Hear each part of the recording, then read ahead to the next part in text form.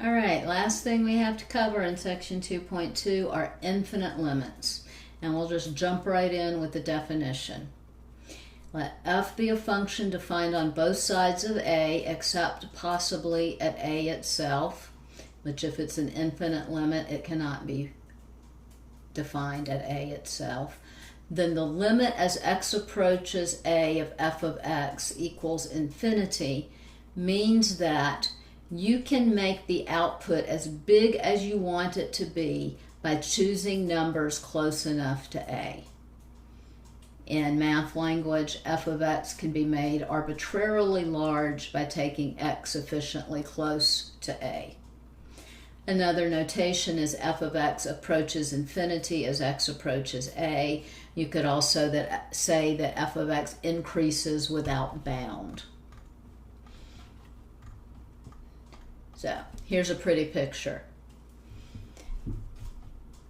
As we get closer and closer to a on the x-axis, the outputs shoot off towards infinity. They get bigger and bigger. They increase without bound.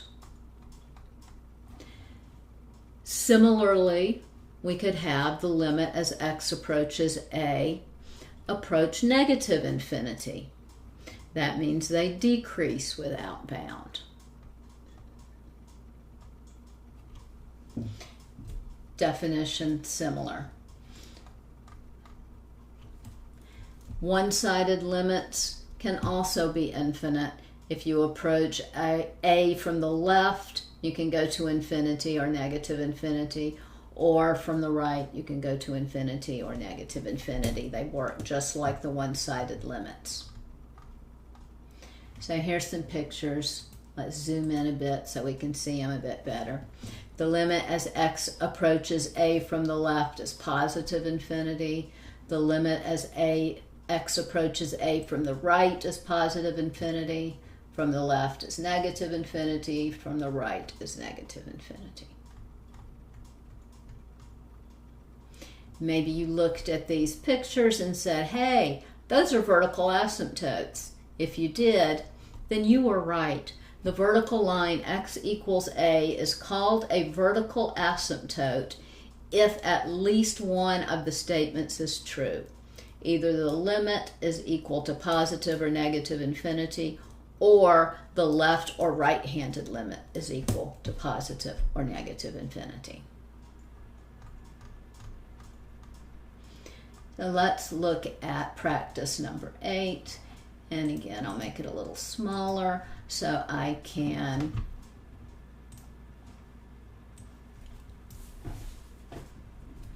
put it over here on my sheet of paper. I think I'll go ahead and turn this one. Oh, I've got plenty of room. I'll write it here at the bottom.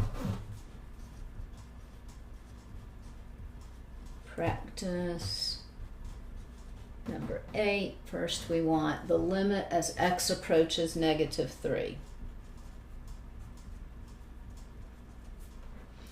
And we've called this function a. Now just for notation, remember you're always taking the limit of something. Never just write limit as x approaches negative 3 equals. You need to have a function sitting right there that you're taking the limit of. So the limit as x approaches negative 3. On either side of negative 3, we are increasing without bound. So this is positive infinity. The limit as x approaches 2 from the left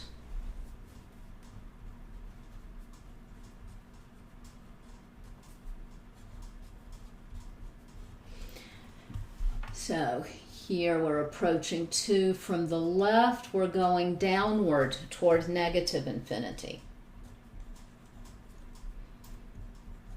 But the next one is as x approaches 2 from the right. Oh, look at that. I'm so smart. Yes, it is. As x approaches 2 from the right, we're getting bigger and bigger and bigger, so we're approaching positive infinity.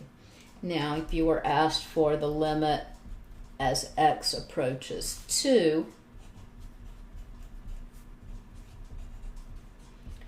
you'd get a D and E because it does different things on either side of 2, so the limit as x approaches 2 doesn't exist. And then we're asked for the limit as x approaches -1.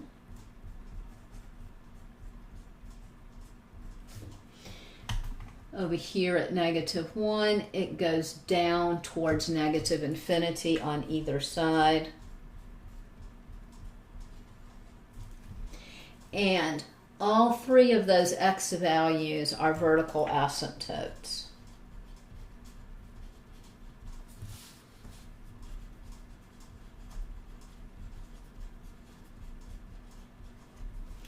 And remember from your pre-calculus class, vertical asymptotes are always of the form x equals. And if you have a limit, it's x equals whatever you're approaching is where your vertical asymptote is. So x equals -3 is a vertical asymptote. X equals 2 is a vertical asymptote. And x equals -1 is a vertical asymptote.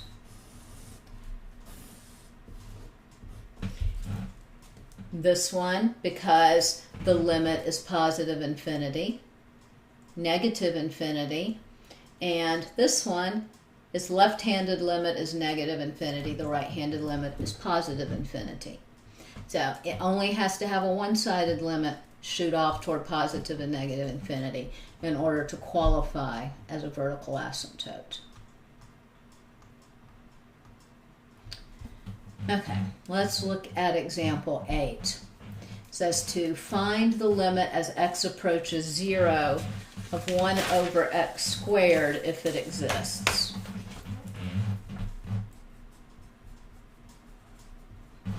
Now, it looks exactly like the problems we were doing earlier that we could just plug in our calculator. So let's do that. Limit as x approaches 0, 1 over x squared. I'm just going to... Okay, so I'll just put this into my calculator, turn it on, go to my table, edit my function, get rid of the old stuff. I want 1 over x squared. Okay, and I'm trying to approach 0, so I'm going to look at numbers that are very, very close to 0, and I'm going to write some down. 1 over x squared. So we have -0.1, -0.01, -0.001, and then the same on the other side. 0.1, 0.01, 0.001.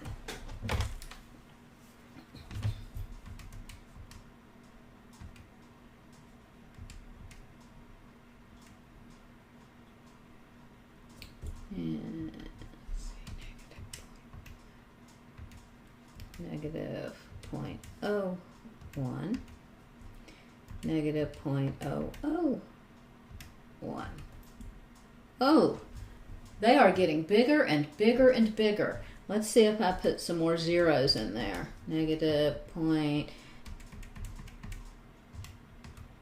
Wow, it's so big. It resorted to scientific notation. That's 1 with 12 zeros sitting after it. Let's see what happens on the other side if we look at positive things. So 0.1, 0.01. It's getting bigger and bigger, so this limit is equal to infinity. And I'll go ahead and fill my chart in. Let's see, at 01 it was 10,000.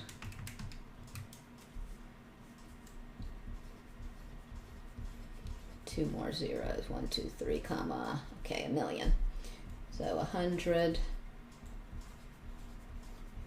10,000, 1,000,000. Getting bigger and bigger and bigger, increasing without bound.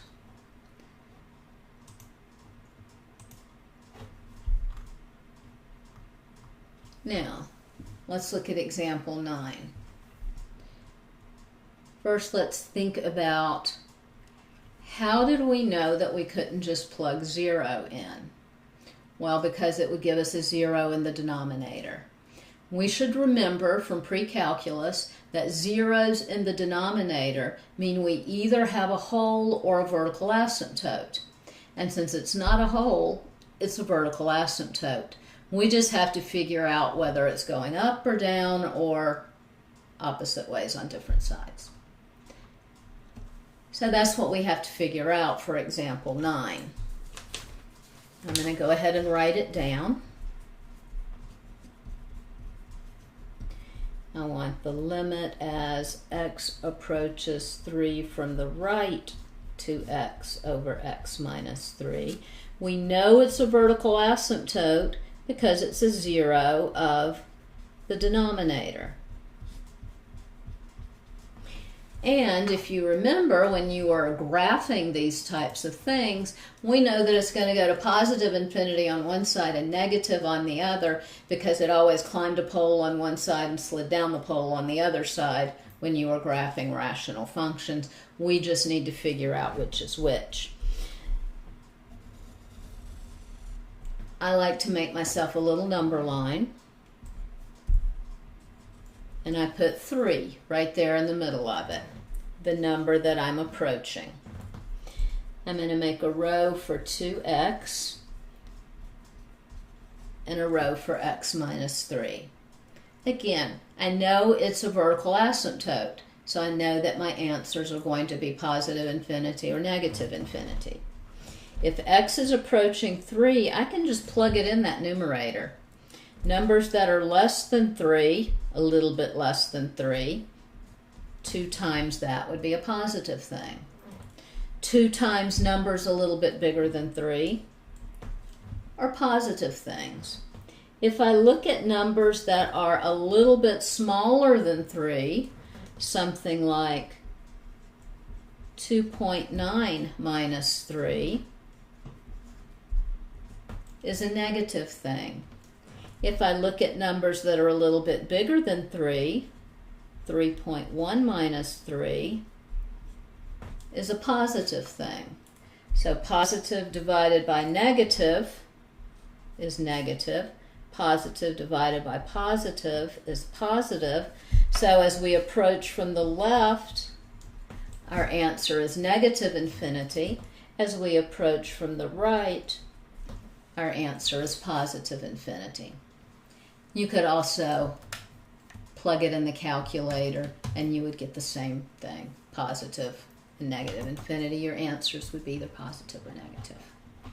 Let's go back to our PowerPoint. There's the pretty picture. And we have one more example with tangent. If you remember what the graph of tangent looks like, it has vertical asymptotes at every pi interval of pi over 2, and it's approaching positive infinity on the left and negative infinity on the right. Practice these infinite limits. I'm not going to go over all of them, but I will write the answers up for you. You are now finished with section 2.2. Have a great day.